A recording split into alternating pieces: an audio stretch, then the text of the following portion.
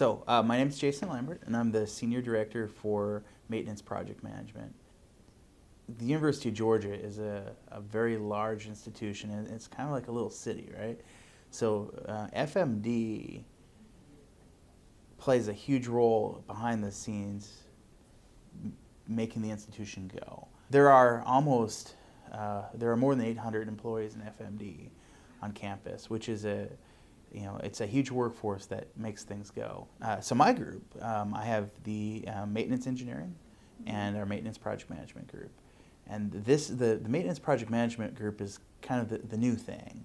What we are doing is we're working to centralize our project management efforts on campus. So as these maintenance and infrastructure projects are identified, it's a new thing.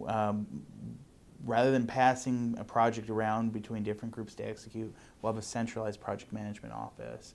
And so we'll have a project manager that will follow a project all the way from the inception through planning, design, the execution, and then ultimately following through, at least in theory, 1 year later on making sure that we have all of our do a warranty check and that it's really operating in the way that we designed it to. And that for us, going to cradle to grave project management is one of the large strategic initiatives that we're undertaking starting 3 months ago.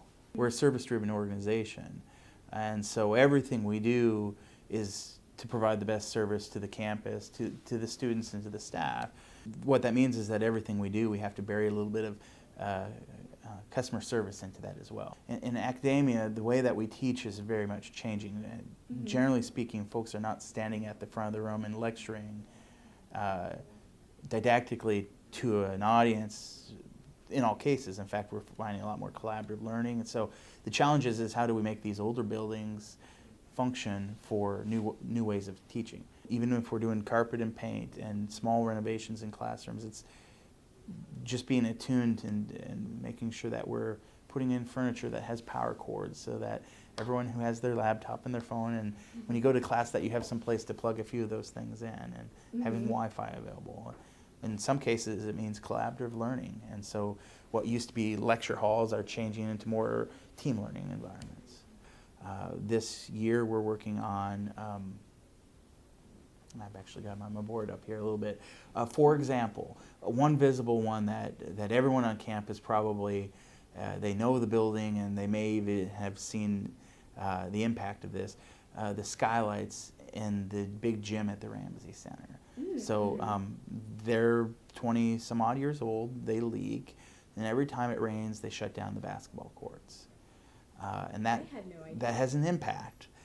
Both to the academic folks and to the intramural athletics, and that's a problem that's been recognized on campus. So this summer, in conjunction with Rec Sports, we're going to conduct a very large project to replace the skylight over the main gym.